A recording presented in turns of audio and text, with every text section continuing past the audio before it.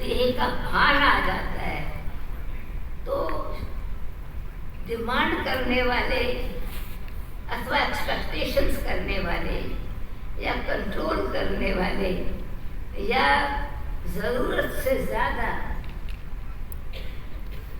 किसी भी बात का दोष देने वाले, तब शक्ति फाइट करनी पड़ती है, उसको सिद्ध करना पड़ता है। परंतु मुझे जब मेरी स्वाभाविक शक्ति है, शक्ति कभी न दुख देती है और शक्ति न कभी दुख ले सकती, कभी भी देती भी नहीं है तो लेती भी नहीं है। इसलिए शक्तियों को दाती कहा जाता है, वरदाती कहा जाता है, दानी कहा जाता है, महादानी कहा जाता है, वरदानी कहा जाता है।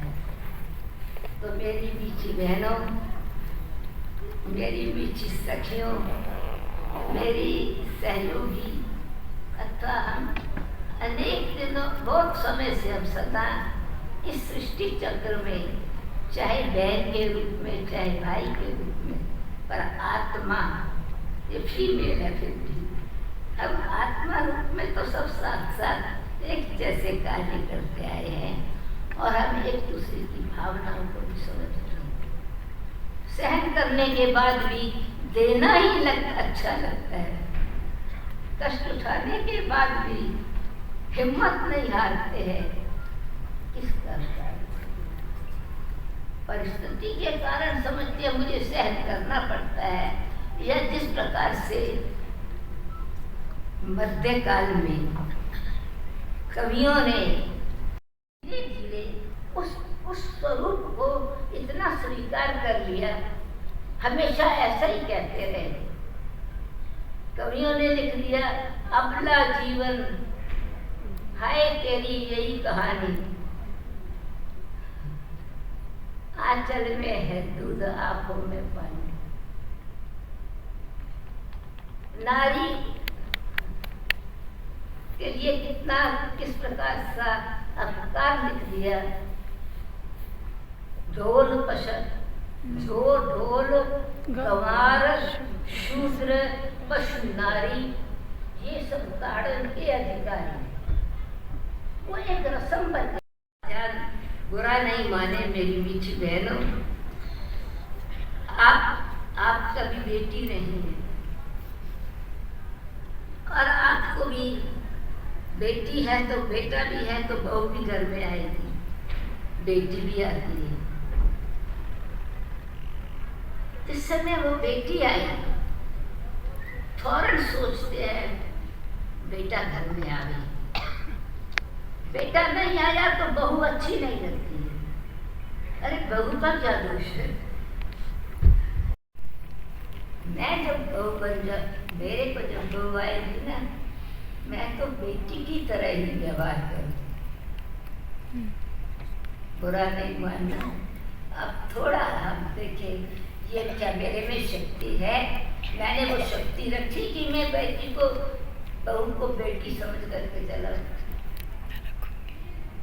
तो शक्ति कोई बाहर की चीज नहीं है, शक्ति है आत्मा के जो दिव्य गुण हैं, आत्मा की जो विशेषताएं हैं, चाहे वो शांति है, चाहे प्रेम है, चाहे क्षमा है, चाहे सम्मान है और सम्मान देना है, स्वीकार करना है, सत्कार करना है, ये शक्ति है। शक्ति फोर्स का नाम नहीं है।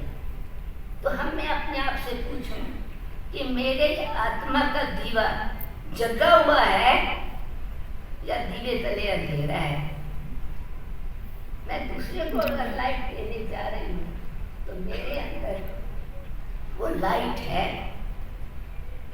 आत्मिक आध्यात्मिक शक्ति हम बाहर के क्राइसिस को खत्म करने के लिए हम सब के अंदर, चाहे नर के रूप में हो, चाहे नारी के रूप में हो, चाहे एक्सपेक्टेशंस के रूप में हो, और चाहे लोभ की वृत्ति के रूप में हो, चाहे कंपटीशन के रूप में हो, चाहे कंपैरिजन के रूप में वो कहने गरीब घर से आई हूँ तो चाहे मैं लाख गुणी अच्छी हूँ, परंतु मैंने अपना सम्मान ही गंवा दिया।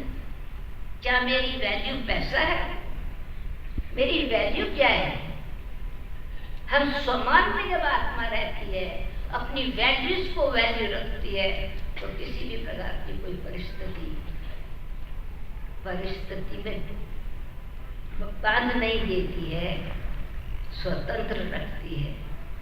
परंतु वह और कौन सी बातें कमजोरियां आ गई, शक्ति कौन सी खत्म हो गई?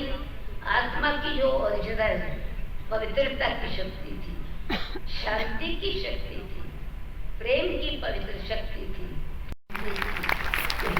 शुद्ध भावना थी, स्वच्छता से खत्म हो गई। न हृदय स्वच्छ रहा, न दिमाग स्वच्छ रहा, न संसार स्वच्छ रहा, न परिवार सहयोगी रहा। दाती भिखारी बन गई। जो सबको देने वाली थी, आज क्या हालत हो गई हमारी। जब ये स्मृति रहे कि मैं शिव शक्ति हूँ, विश्व कल्याणकारी हूँ, तो हमारे अंदर स्वयं के लिए शुभ भावना, दूसरों के लिए भी शुभ भावना, शुभ विचार, शुभ संकल्प। तो जब भावना शुभ है तो कामना स्वतः ही शुभ है। स्वयं कल्याणकारी के साथ साथ विश्व कल्याणी है, निस्वार्थ है, निष्पक्ष है, तो शक्ति बदल जाती है, एक डिवाइन शक्ति बन जाती है। तो मेरी ये शुभ भावना है कि क्राइसिस को बदल करके डिविनिटी आप ले आओ, वरदानों की वर्षा करने वाली वरदाती बन जाओ, दाती बन करके शक्ति बन जाओ, तो क्राइसिस रहेगी। ओम शांति।